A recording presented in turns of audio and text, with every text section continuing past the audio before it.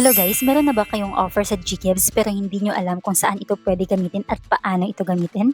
Ngayon tuturuan ko po kayo kung saan natin ito pwede gamitin and step-by-step procedure kung paano natin gamitin itong GGIVES. Dahil malaki po ang tulong nitong GGIVES, especially kung nangangailangan tayo ng pera at gusto natin gamitin pang grocery. Kung gusto nyo malaman kung paano ito, stay tuned until the end of this video dahil tuturuan ko po kayo kung paano.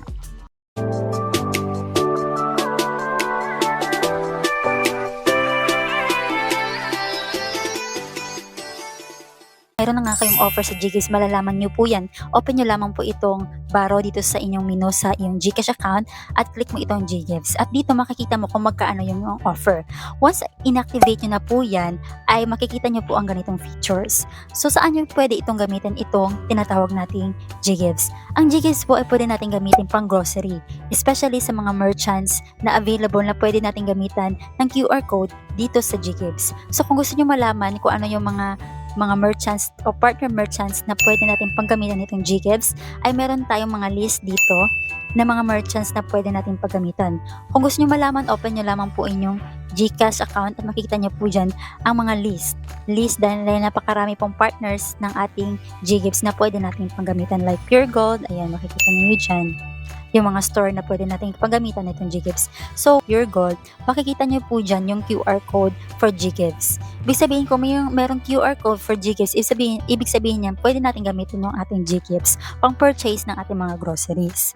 So, paano natin gamitin yan step-by-step procedure? So, open nyo lamang po ang inyong GCash account, then tap nyo po yung QR dyan. So, open the GCash app on the dashboard and tap the QR button. After that is scan yung store's QR. So, scan mo dito. So, makikita mo yung nakalagay dyan sa, for example, dyan sa Pure Gold, merong ganito na QR code. So, kung magbabayad ka na doon sa counter, i-open nyo lamang iyong GCash account, then i-click mo yung scan QR. Then, i-scan mo yung QR code nila doon para magamit yung GGIVES mo as payment doon sa mga groceries mo. Okay? Then, after that, select GGIVES and, for example, dito, pay in GGIVES. For example, meron kang available na balance na 30,000. So, click mo yung see installment options. Okay, and then choose your preferred installment plan. 12 months or 6 months. Then view and agree to the disclosure statement. Then I agree to the disclosure statement. I-check mo lamang yan. Then dito sa store, paid via GGIVES. So, bababayad ka na dyan. So, purchase amount is 10,000 for example. Then loan amount is 10,000. Then, yung babayaran mo siya, for example, pinili mo is 12 months. So, yung monthly hulugan nakalagay na din dyan and yung first due date kung kailan ka magbabayad ng iyong GGIVES. And success, you will see your receipts. Ibig sabihin, nakabayad ka na doon sa mga grocery mo. Ano naman natin gamitin yung GGIVES sa offline store via generate QR? Yung gagawin natin is open pa rin natin yung ating GCash account, then click natin yung QR code, then generate QR. So, tap natin yung QR, then tap pay using QR code. Tap pay using QR code to view your personal QR and barcode. Then select how you want to pay. Select how you want to pay. So you want to pay through GCash. Then nakalagay na rin select GGIVES as payment method and tap installment. Then choose your preferred installment plan. Ganun pa rin po yun.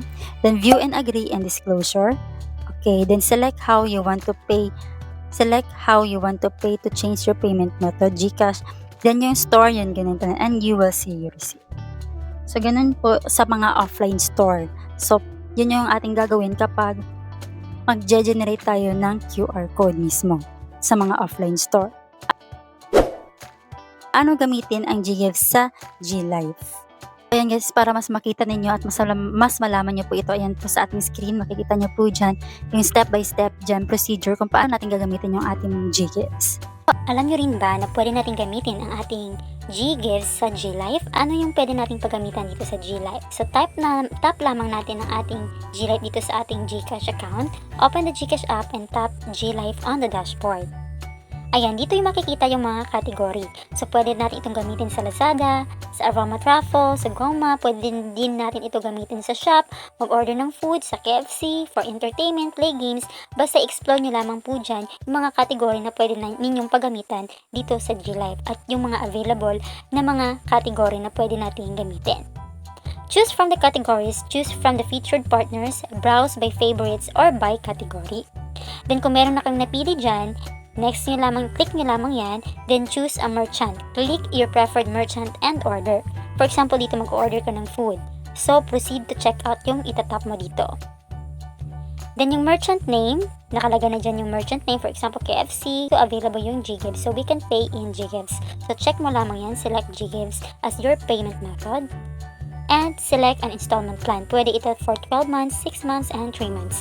At nandyan na rin yung mga amount na babayaran mo per month.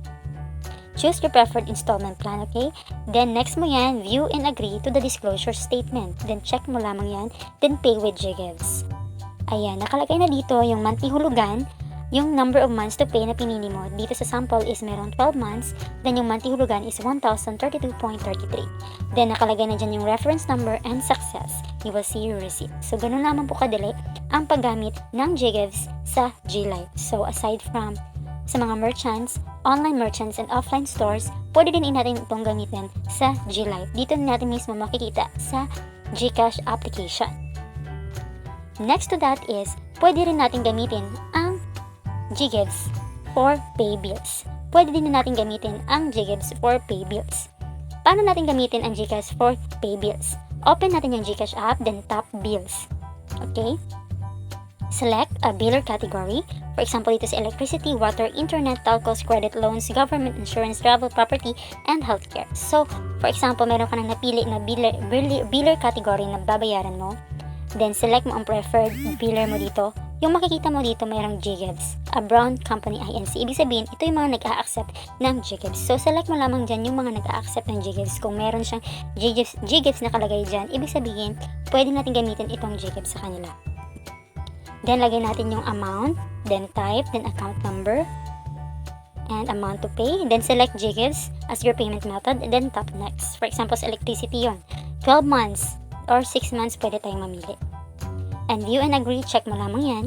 Then, electricity paid via GGives. So, ayan, nakalagay na yan dyan lahat, pati yung mga monthly kahulugan. Then, success, you will see your receipt. In summary, pwede natin gamitin ang ating GGives sa pwede natin paggamitan ang GGives sa apat na ito. Pwede natin gamitin sa mga online merchant, like Pure Gold, Save More, ayan. Number 2 is pwede natin gamitin for offline store via generated QR.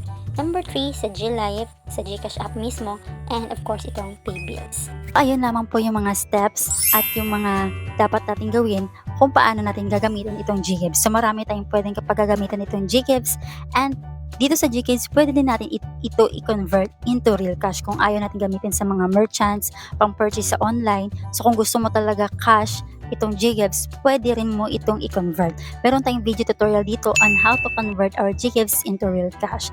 Diyan na po yung step-by-step procedure kung paano natin ito i-convert into real cash. Katulong sa inyo ang video na ito. Again, this is that, and thank you for watching. Kung meron kayong mga comment, suggestion, at mga katanungan, isisikapin po natin yung sagutan dyan sa ating comment section. Di pa rin po kayo nakasubscribe sa aking channel, please support my channel po para makagawa pa rin po tayo ng mga magagandang video na makakatulong sa atin para maka-earn po tayo ng money through online. Again, this is that, and thank you for watching.